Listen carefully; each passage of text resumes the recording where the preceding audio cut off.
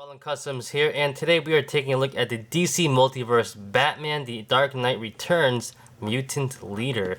Not bad looking figure, pretty good. I never got the Mezco version because it's pretty expensive, and this is a pretty good alternative, and especially because you get the Build-A-Piece figure for Doomsday, of course.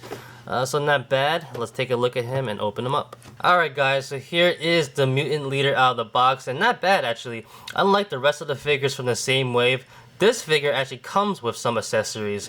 So right here you do have the Build-A-Piece figure of Doomsday. It is the left arm right here, which is pretty good. We are very close to finishing him. And he actually comes with a nice torch right here. Looks pretty good.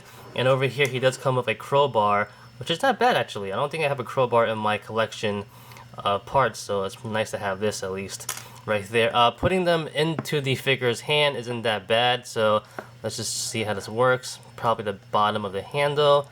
That looks pretty good. Let me angle this up a little bit. So he has a nice torch in his hand, like that. And then you can take this off. Let's try the crowbar, and it's pretty much just slides. I guess it slides right in. So that was pretty easy, right there. And you can use him, use it to bash Batman in the head with, right? Alright, so here is the Mutant Leader up close right now, and not that bad looking. So he is sporting the Masters of the Universe body mold as a base, so it's pretty appropriate because he is a pretty big bulky guy, which is pretty nice. He does have the nice visor on his eyes right there, some spikes coming out of his head. Pretty decent. I mean, he's not a hard figure to make really. You know, you just throw some pants on him, some spikes, give him a new head sculpt, and that's pretty much what you have right there, right? But other than that, the spikes are pretty nice. They're all rubber on the wrist and also on the belt, so they don't hurt really, but they're pretty good. Nice paintwork on them overall. Try to zoom in really closely and see how that looks like. Not bad. Pretty good. Nice and clean at least, so that's pretty nice. There's the ones on his wrist, and here is his head sculpt. Not bad. The head sculpt is pretty good. I'm not really complaining about it at all. Like I said, here is his visor, his Cyclops visor. His teeth are pretty nice. He has a nice snarl look on him right now. Pretty mean and angry. Going down to the rest of the body, he has pants on, so that's pretty generic. Nothing to talk about there. And at his feet, he does have more spikes at the ankles. And his toes are painted silver. His toenails, that is. So that's pretty good. Let's see. His fingers are painted silver as well, but it doesn't look like he has spikes on them though. Alright, so getting to articulation really quickly. He has standard articulation from a Masters of the Universe body, but we will go over it quickly. Ball jointed head, not the best range of movement. Doesn't go up that much or down, but it does rock a little bit, and left and right, no problems there. Shoulder joints on hinge joints that rotate to go all the way around, no problems there. Up and down, pretty good. He does have a bicep swivel right there. Elbow joint one right there, it goes up about that high. At the wrist, he does have a swivel right there as well. The ab joint's pretty good. Goes back a little bit, goes forward pretty well, so that's pretty nice right there. He does have a waist swivel, of course, as well too. At the hips, he does have T-jointed hips, and they are pretty good. Not bad, almost 9 degrees, which is pretty nice. So no complaints there. It goes back a little bit as well. Split-wise, that's pretty good split. He does have a thigh swivel up top right there, so that's pretty good. The knee joint, one joint at the knee right there, and of course at the ankle, it goes up and down.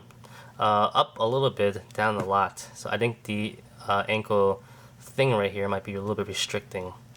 But other than that, pretty standard articulation for a Masters of the Universe figure that you could pretty much expect. So nothing new here really. So quality control wise, QC wise, you know, it's not that bad at all. I do have some smudges on the shoulder over here, which I'm not sure where it's from. They came out of the box like that. But other than that, it's a pretty decent figure QC wise. I had no real complaints at all, to be honest.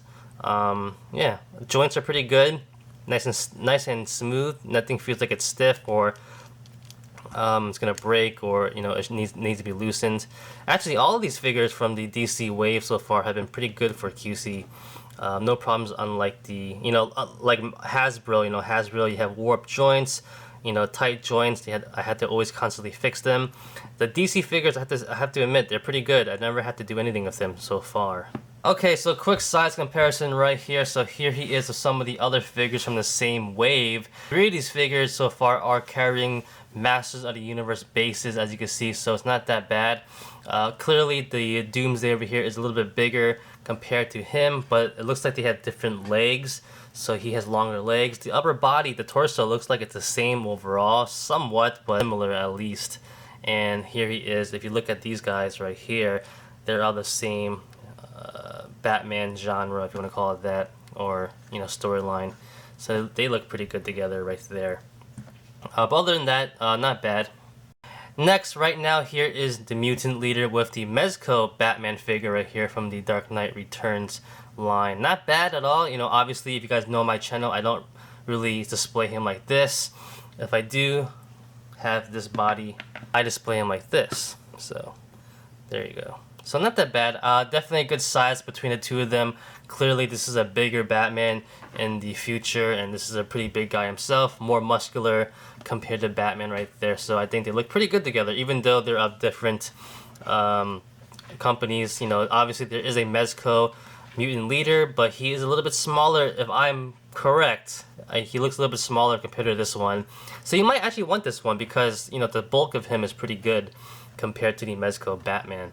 And for a last size comparison, here he is with some of the DC figures from the Unlimited and also normal and original Universe Classics line, so you can see how he stacks up with them right there. Alright guys, so that's about it. What do you guys think about this figure? I think it's pretty good, to be honest. Like I said before, I never got the Mezco version of the Mutant Leader, but by judging this one, you know, I think this is pretty good. And for its price range, you can spend 20 bucks on this one, or you can spend like 50 to 70 bucks on the other one. I think this is a pretty good alternative, to be honest. You guys know what you're gonna get with this. It's using the base body of a Masters of the Universe, so it's not bad. It's not horrible. Honestly, I think it's pretty good, and I don't think you'll be disappointed, to be honest. So that's about it, guys. I hope you enjoyed the video, and like always, comment, criticize, subscribe, do whatever you want to pay attention. Follow me on Facebook, Twitter, and Instagram. Go to wildandcustoms.com. If you liked the video, give it a thumbs up. Peace.